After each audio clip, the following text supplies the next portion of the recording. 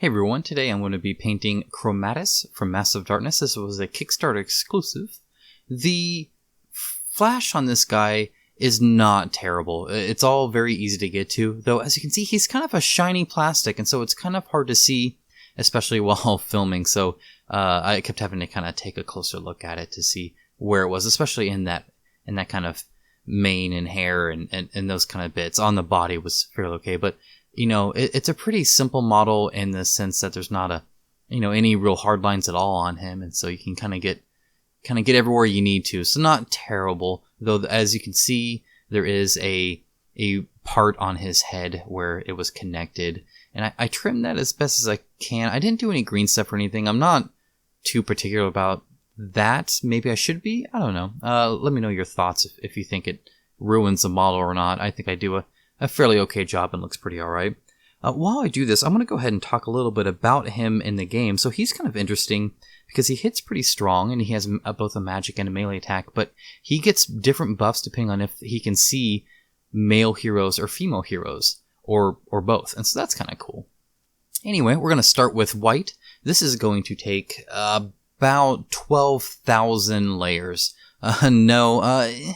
I think I put around 4. I'm only going to show you one. I'm not going to put you through that, but painting white over anything and to get a solid white where you're not seeing that gray through it takes a very long time, but you do want to take it slow. Don't be tempted to not water down your paint and just kind of blob it on.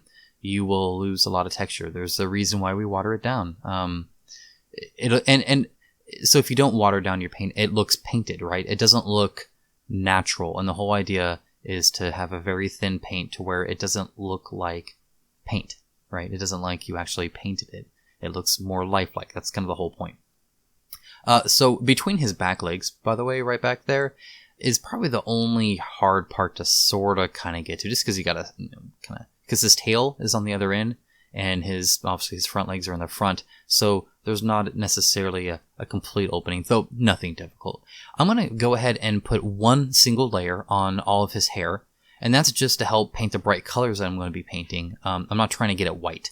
I'm just trying to make it brighter than the gray, so that the bright colors will go on pretty easy. Now, this is going to go quick, so Evil Sun Scarlet, and I'm just going to put that towards the front. I'm just eyeballing it. I don't know how even they are.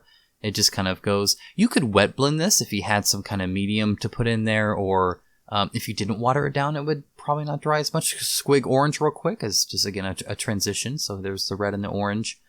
I got some Flash Glitz yellow. That's the next color up. I think by the end of this, he looks kind of like that zebra fruit gum. Some Moot Greens is a bright green. That's a new one for you guys. I like this color. There's a lot of these bright colors I don't get to paint too often, but they're really fun.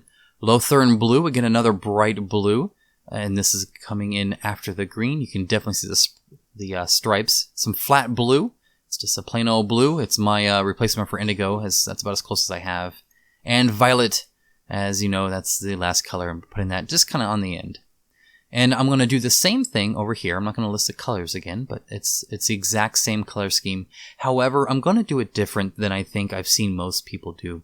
And kind of different than the concept art. So if you recall, the concept art had his tail looking like it was almost vertical, right? Like it's kind of flat and fanned out. And obviously the model doesn't have that. So you can't just go top to bottom, right? Because it's more, to the side of each other. And so I end up actually wrapping it around. So right here, I'm just trying to kind of get below and above, and just trying to even it out as best as I can. Just not so much to where they're even, but just to where you get to see each color, which I think is important. And then again, kind of wrapping it on the bottom, I'm going to come to the realization here quickly that there's just not enough room to get as much as I want. And so what I'm going to do instead is just kind of swirl it around. And so you'll see by the time I get to the bottom there, the purples and stuff kind of go through, and I'll fix it a little bit. So I'm trying to make them all go into that little point where it meets his body. And again, still doing the top and bottom. The yellow is about halfway, and I'm about halfway, so I'm feeling pretty good at this point. I'm trying to get, it on the bottom of each one, so it's kind of like that bit that's flayed up is part of the main one there, right? So there's halfway, and now we're going to finish on the top. So twirl it around, make sure you get it all. There's this moot green again. I do like this green, but it's not necessarily a natural color, so you don't get to use it too often. But this guy is far from natural. At least I have not seen one in nature, but I could be wrong. I am not waiting for these paints to dry, by the way. I'm just kind of plopping them on. I'm not wet blending, mind you, but it's all right to kind of mix them a little bit. And I'm going to baby it later, so it's not a big deal. You can get it a little bit closer than, as you can see right now, it's pretty rough. I'm just trying to get the layout, and then you can, spend your time on it afterwards. Here's that Lothern blue again. Very, very bright blue. And again, now at this point, I'm just doing a strip, as you can see. If I was to still take that green and then the blue in the back, it would take up the whole space. It's going to kind of wrap around. So that Lothern blue, as you can see, is only on that side. And then I'm doing this is the flat blue by Vallejo, and I think it transitions pretty well, so I'm really happy I picked that. And then the violet at the very end. Now, what you may notice here, and what I will notice, is that right now at the bottom underside I have violet touching yellow, and that's not how rainbows work typically. An exception could be made for him, but it's not how the concept really shows it either. So I'm going to come in here and grab a little bit of that flat blue and do a very thin kind of stripe. And again with the Lothern blue, just kind of blending it in there. So you still see you still see the yellow. In fact, I just kind of built it up to that, but it's not such a stark transition. And I think that makes it look a lot better. So this bottom kind of chin beard thing he's got going on here, his, horse goatee, that is also the same, color spectrum. That being said, I'm not going to put every color here. As you can see, there's not a lot to work with, so I would not worry too much about trying to get every color. So I went from red to yellow to green, and then I'm going to end on the blue and call it good. Actually, I do think I put a teeny bit of violet here. Let's see if I do. I bet I do. Nope, just straight to the flat blue, and that's it. Okay, I'm going to go and put his eyes here. You can actually skip this because you're going to have to redo it anyway. And Gehenna's gold. So he has gold hooves and he has a gold horn. So I'm going to go ahead and get those on here now. While you have it out, if you want to, you'll see me do it later. But in the concept art, it does show that the gold kind of comes up from the hooves. And there's a little bit on his mouth as well. So you could dry brush that on now if you wanted. You could... I don't know. I don't know if you could wet blend that or not. With the metallic to white, I feel it would overpower it unless you were very careful. I'm sure somebody with better skill could, but that is not me. So I'll dry brush it on there later. Right now, I don't notice that in the concept art. And some Nuln oil. This is absolutely frightening. This is a great way to be disheartened and feel like you just ruined your model. It does end up okay, so don't freak out too much. This is watered down Nuln oil, so I rarely use Nuln oil straight out of the pot. So this is about half water, half Nuln oil. And I'm trying to go as quickly as possible so I don't get the strands. And I'm going to plop it in there to really bring the texture out on his tail and mane there. But it's actually, again, very light. I'm not soaking my brush and it's watered down. Otherwise it would just look like garbage. And now we're dry brushing the paint back on. And I'm doing a fairly heavy dry brush here. In the sense that I'm not just normally you want to only have like a hint of the paint in your brush, like barely anywhere. Like you don't even see it when you wipe it on your paper towel. And here I could still see it. But really all I want is just a tiny bit of the shadows built inside the rib cage or whatever. Because remember, this is all opaque. So, there are very few spots where I'm not hitting my dry brush to get white paint again, but it is opaque, and therefore you get that kind of depth of shade and color and definition in the body, as opposed to just being pure white by doing this. So I was really happy with how this turned out. Very happy. I thought it ended up well because, again, when you see it in that state, it's kind of like maybe a puzzle that's only missing a few pieces, but it looks like it's not even close, right? It looks like it's ruined, but it brings up pretty okay here, so I'm pretty happy. Again, I'm being careful, but it's pretty easy. This model's not necessarily difficult. It's not full of details you gotta avoid or anything, right? I think that horn on the head is probably the tightest spot on this model. And I got a little bit of white on the mane. That's no big deal. And look at that basing. Wow, that is crazy. So I'll do a little bit of painting later, but for now I'm gonna do something different. This is from my Blood Rage. I kind of fell in love with basing, so I'm gonna be basing my miniatures here a bit different as well. So I've picked out some rocks. I actually bought some gravel. Don't make fun at a hobby store, and I picked out some flatter ones, and I actually laid them out right beside the camera, so it was kind of out of camera, so kind of how I wanted it.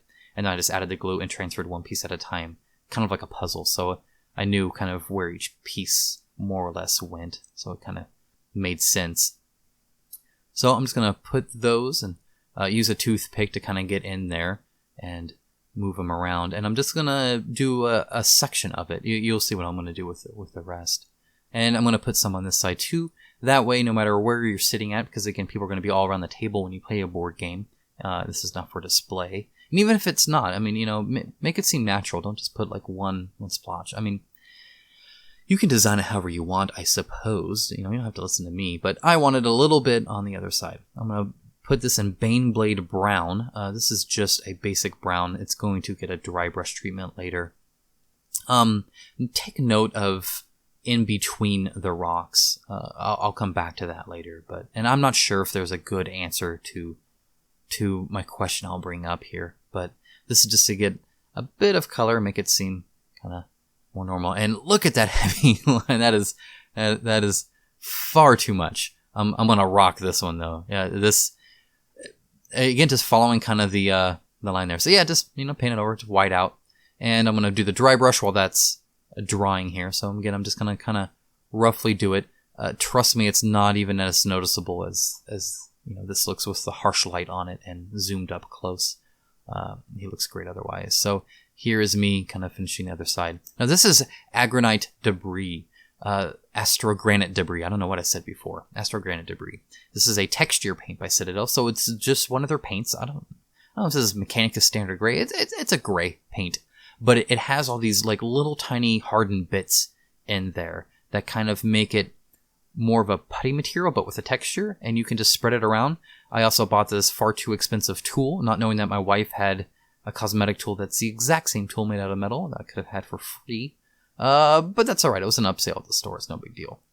And it's useful. I thought I could probably do without and just use like an old brush or whatever. I would have never been able to do what I'm doing right here. Getting it right at the edge and even in between those rocks. Speaking of which, that's the in-between part I was talking about. So, you don't want just holes in there, right? You want it to, like, those have been placed in this texture. So I'm going to have to really scrape them in there and then clean off because once you do that, you get the texture on the rocks as well, and I don't want them there. So I have to scrape it off and then repaint it, and it adds a bit of time. It's whatever. I don't know. And then, so this is my first time working with the texture paint. Right there, it looks a little watery to me. I don't know if you're supposed to mix it before or not. I should probably research these things, but I don't. I just fumble around and learn as I go and hopefully improve over time. So that's, I put it in there and then I just kind of scraped it off the sides there. And I'll do some more a bit later. But you want to kind of move fast because it does start to dry.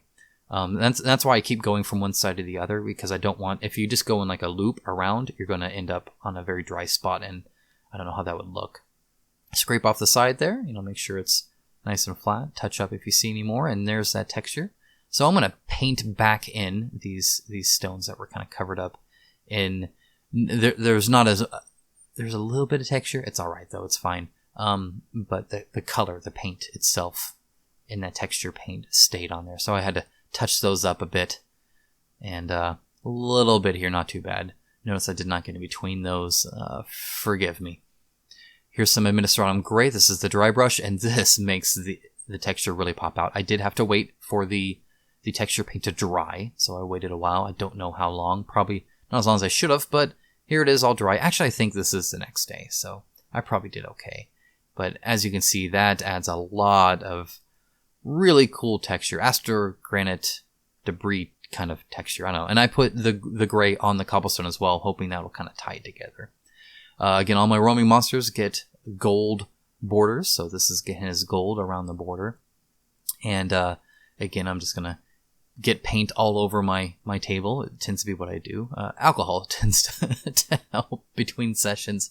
Though, as you can see, I don't know how black, like pure black it was on my first videos, but this table is not pure black anymore. But it's just a craft table. All right, here's something new. Here is my gloss varnish and glitter, and I'm going to paint it on there. So he is sparkly, and so I'm only going to put this on his body, and I'm going to do it as fast as I can because I put on the varnish. If you had a medium, I forget what the Citadel one is called, but Citadel does make one. It's just kind of a clear medium. It stays wet longer, and it's clear, so you could mix it in that and not have to do this gloss coat. I'm going to matte over it. I don't want him glossy. I just want some sparkles in there.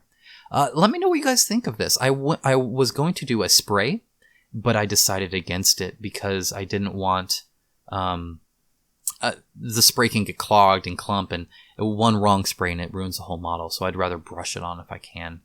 I'm grabbing a tiny bit of Stormhost Silver here. Sorry I didn't label that, but the faintest amount, and dry brushing on here. Just get a tiny sheen to it that is only hinted at elsewhere in the gloss varnish on the anything gold, right? So the rim and the hooves and the horn there. And there he is. As you can see, he changed a lot from where I started to... never mind.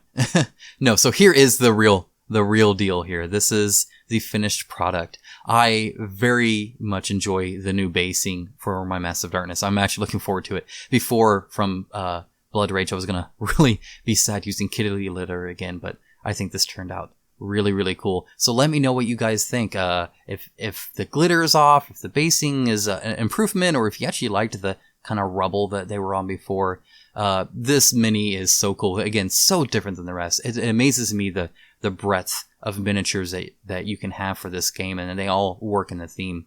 Guys, like this video if you enjoyed it. I always appreciate it. Leave me a comment. Let me know what you think. I would love to chat with you guys. Check me out on Patreon if you like. Again, that's the only way I'm making money right now on YouTube, and that is not a lot. So this is really just a passion project. Anyway, thanks so much for making it to the end. Thanks for watching this. I hope you enjoyed it. Talk to you again next time.